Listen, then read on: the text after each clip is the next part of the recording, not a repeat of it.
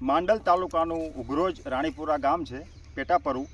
આ રાણીપુરા ગામ સુધી નર્મદા વિભાગે જે પાણી અહીંયા ખેડૂતોને મળે ખેતરમાં, એના માટે સબ કેનાલ બનાવી છે. તમે સબ કેનાલની હાલત તો જુઓ એકવાર. ભાઈ કેમેરામેન જો થોડું આગળ આવીને આ બતાવો તમે કે આમાં પાણી છે. અહીંયા પાણી નથી, તમે જુઓ અહીંયા બિલકુલ ક્યાંય પાણીનું ટીપું નથી. અને એન્જિનિયર આજે અહીંયા આવીને ખેડૂતોને એવું કહે છે કે અહીંયા પાણી આવે છે એવું તમે સહી કરી આપો. શું કીધું? અહીંયા પાણી આવે છે એવું સહી કરી આપો. ખેડૂતોએ ના પાડી એટલે એન્જિનિયર આજે વિઠલાપુર પોલીસ સ્ટેશન જઈને આમની વિરુદ્ધમાં ફરિયાદ આપવા માટે ગયા. બોલો, આ ગુજરાત સરકાર છે કે જ્યાં ખેડૂતો પાણી માંગે અને એમની ઉપર ફરિયાદ થાય. આ વિરમગામ વિધાનસભામાં આવી અનેક જગ્યાઓ છે જ્યાં અધિકાર માટે લોકો અવાજ ઉઠાવે છે. ત્યાં અધિકારીઓ એમને ડરાવવા ધમકાવવાનો પ્રયત્ન કરે છે, પણ આ અધિકારીઓની તાનાશાહી અમે ક્યારેય ચલાવી લેવાના નથી. કારણ કે અમે આ દેશના નાગરિક છીએ. અમે દારૂ નથી માંગતા. અમે ખેતરમાં ખેડૂતોને પાણી મળે, ખેતી માટે એમનું રોજગાર ચાલે, એમનું જીવન ચાલે, એના માટે આ કેનાલ બનાવેલી છે. કેનાલમાં પાણી આવે ને એ પાણી માંગીએ છીએ. અમે જો દારૂ માંગતા હોય તો અમારી પર ફરિયાદ કરે. અમે દારૂ માંગતા નથી. દારૂ વેચવાવાળા, દારૂ પીવાવાળા આ વિધાનસભા વિસ્તારમાં ખુલ્લેઆમ ફરે છે, અને જ્યારે ખેડૂતો પાણી માંગે તેની પર ફરિયાદ થાય છે. વારે આ તો કેવો ન્યાય! આ કોઈ પણ સંજોગોમાં ચાલશે નહીં. આગામી દિવસોમાં રાણીપુરા ગામના ખેડૂતો મોટી સંખ્યામાં આંદોલન કરશે. મિત્રો, હું કિરીટ રાઠોડ અત્યારે રાણીપુરા ગામે છું. રાણીપુરા ગામે આપણે ખેડૂતોની વેદના સાંભળીશું. ખેડૂતોના કહેવા મુજબ અત્યારે જે એમની પાછળ આપણે જે કેનાલ તમે જોઈ શકો છો, આ કેનાલ સુખી ભટ્ટ કેનાલ છે, અને જેટલા સમયથી આ કેનાલ બની છે ત્યારથી આ કેનાલમાં પાણી ક્યાંય એક ટીપું પણ આવતું હોય એવું લાગતું નથી. નર્મદાના અધિકારીઓ ખેડૂતોને કઈ રીતે ઉઠા ભણાવે છે આપણે એમના મુખેથી સાંભળીશું. તમારું નામ શું? મારું નામ જવાનસિંહ સોલંકી. અત્યારે આપણે કયા ગામ છીએ અને શું સમસ્યા છે? અમે ગામ રાણીપુરા અને ઉઘરોજ માઇનોર કેનાલ ઉપર છીએ આપણે.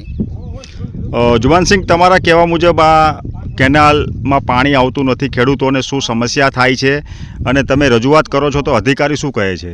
અમે જ્યાં અમુક મોટા અધિકારીઓ તો સાહેબ ફોન કરીએ તો ફોન જ ઉપાડતા નહીં, અને નાના અધિકારીઓ અમુક ટાઈમે આવે, પણ અમે તો રજૂઆત કરીએ, ફોન કરીએ, પછી અમે જાતે મહેનત કરીએ. આ બધી આ જમીન સાહેબ જુઓ, આ બધી એમને વગર પાણીની આ પાયાવાની પડી છે. અમે આ જ્યારથી સાહેબ કેનાલ બની ને આશરે લગભગ 10 થી 12 વર્ષથી આ સુધી એક ટીમ્પુ પણ પાણી આ કેનાલમાં પડ્યું નહીં. આ કેનાલમાં પાણી નથી આવતું એનું કારણ શું, અને કેટલો ભાગ છે કે જ્યાં પાણી આપણા રાણીપુરા ગામે પહોંચતું નથી? કેટલા કિલોમીટરનો ભાગ છે? આશરે મિનિમમ 1 કિલોમીટરનો ભાગે પાણી નહીં પહોંચવાનું. અને છેલ્લે પાણી ક્યાં સુધી આવે છે? ડઢાણા રોડ સુધી પાણી આવે. ડઢાણાથી ઉઘરોજ રોડ ખરો ને ત્યાં સુધી પાણી આવે. અને એ અમે મહેનત જાતે કરીએ રાતે 12 વાગ્યા સુધી સાહેબ. અને અમે એક માણસ ત્યાં માણસો બેહારી રાખીએ. ત્યાં જે મેન ફોટીઓ પાણીનો હોય ને ત્યાં એક અમે પોતે પૈસા ખર્ચીને અમે માણસ અમારો બેહારી રાખીએ. અને અધિકારીને કહ્યા કે સાહેબ તમે મોણો રાખો, શેવાળ કાઢો, એટલે કે અમને એજન્સી અમારું કામ આવે પછી અમે તમને કહેશું. એજન્સીના માણસો એમને આવે, ધારો કે અત્યારે કોઈ તહેવાર હોય તો ઘરે જતા, એટલે શેવાળ તો ભરાઈ રહે, કોઈ રાહ જોવે નહીં. હવે પ્રશ્ન એ છે કે આ જે નર્મદા વિભાગ છે જેનું કામ છે કેનાલમાં પાણી છોડવાનું, તો એ પાણી છોડતા નથી. અહીંયા તમે રજૂઆત કરો છો, આજે અધિકારી આવ્યા તો એને શું કર્યું? કંઈ નહીં. અધિકારી મિત્રો, કિરીટ રાઠોડ અત્યારે માંડલ તાલુકાના ઉઘરોજ ગામ છે એનું પેટાપરુ છે. રાણીપુરાના ખેડૂતોની વેદના સાંભળવા માટે અમે લોકો અહીંયા સ્થળ ઉપર આવ્યા છીએ. ખેડૂતો આપણી સાથે જોડાઈ ગયા છે.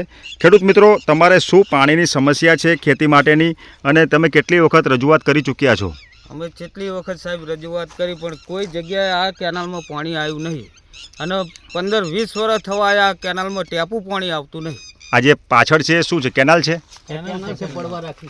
આ કેનાલ છે. કેટલા વર્ષ પહેલાં બની હશે? 10-12 વર્ષ પહેલાં કેનાલ બની છે. તો નર્મદાનું પાણી અહીંયા છોડતા નથી? ના. તમે રજૂઆત કરો છો? હા, રજૂઆત કરીએ છીએ. તો શું કહે છે અધિકારીઓ? અધિકારીઓ ધમકાવે અને ફરિયાદો કરે. શું કહે છે? કેવી રીતે ધમકાવે છે? પાણી પોકી જાય, તમારે પાણી આવે છે અને ખોટી સહી કરી દો. અચ્છા, એવું કહે છે કે આમાં પાણી આવે ખોટું સહીઓ કરી દો? હા, એવું કહે છે. તો તમે આ બાબત પાણી આવે ને ઉઘરોજથી આ બાજુ પાણી આવતું નથી. બરાબર. તો અમારે ખેતી કેવી રીતે કરવી? આ પાણી ના હોય તો અમારા છોકરા ભૂસે મરે. અને લગભગ અમારે એવું છે ઘરેણા મૂકીને અમારે પાણી કંઈક જોગવાઈ કરવી પડે. તો આ બાબતે તમે શું કહેવા માંગો છો? પાણી માટે તમારી શું રજૂઆત છે? પાણી ના આવે તો પછી અમે કરશું શું? પાણી તમારે જોઈએ અહીંયા સુધી? હા, અમારે પાણી તો જોઈએ જ છે. પાણી નહીં આવે તો શું કરશો? આંદોલન કરશું. બરાબર. મિત્રો, અત્યારે આપણે માંડલ તાલુકાના રાણીપુરા ગામે જે નર્મદાનું ખેતીનું પાણી ખેડૂતોને મળતું નથી એ બાબતે અહીંયા સ્થળ ઉપર આવ્યા છે. ત્યારે અહીંયા જોઈ શકીએ છીએ કે પાછળ જે બાવળોના ઝુંડ જે છે તમે જુઓ તો પાછળ નર્મદાની સબ કેનાલ છે. સફાઈ થતી એવું ક્યાંય લાગતું નથી. જુવાનસિંહ, બોલો, આ શું હકીકત છે અહીંયા? સાહેબ, હકીકતમાં જો ના પાણી વેફરાય જ્યાં જરૂર છે ત્યાં પાણી નહીં આવતું. આ બાવળિયા અંદર પડ્યા કેનાલ તૂટેલી એવું હતા નહીં. 15 વર્ષના સાહેબ આટલા જાડા તો બાવરો છે, મોટા મોટા બાવરના ઝુંડ મોટા મોટા છે. એટલે અહીંથી આગળ ત્યાં રાણીપુરા ગામ સુધીની કેનાલમાં પાણી નથી આવતું એમ? ના, આટલા સુધી આવે. અહીંયા સુધી આવે, પછી આગળ કેમ નહીં આવતું? આગળ આ તૂટી ગયેલું, આટલા સુધી આવે પાણી. બરાબર, આ બધું પાણી વેડફાય છે. હા, બરાબર. કેનાલ ના સાફ કરવાથી કેનાલ સાફ નથી કરતા. ક્યારે સાફ જ નહીં થઈ ને? કેટલા વર્ષની સાફ થઈ બોલો કારભાઈ? 15 વર્ષ બનાય તાનનું. કોઈ એની કોઈ તકેદારી જ નહીં કેનાલ ઉપર. અધિકારીને ખબર જ નથી કે કેનાલ કે આવી. એવી તો કેનાલ ની ખબર નથી અધિકારીને કે ક્યાં કેનાલ કઈ જગ્યાએ છે. હા, તો મુદ્દાની વાત તો બોલે છે. બહુ મુદ્દાની. જે જગ્યાએ જેતું હોય એને નહીં મળતું ના બીજે અવરું પડ્યું પાણી. લો, યાર આખી ચડતા આ બીએનો ટીન આવી તો પગી.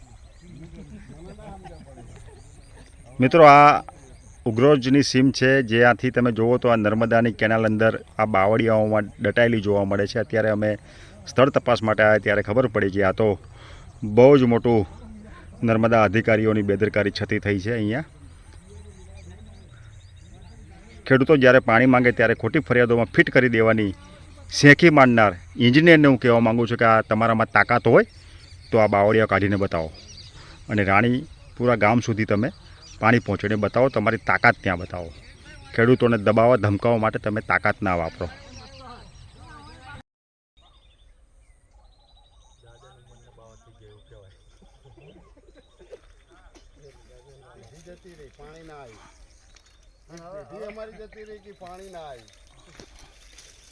ખાલી કેનાલ શોભાનો કાઠિયો બનાવીને મૂકી અમારા ગામમાં કહે કે ભાઈ રાણીપુરામાં કેનાલ બનાવી રાણીપુરા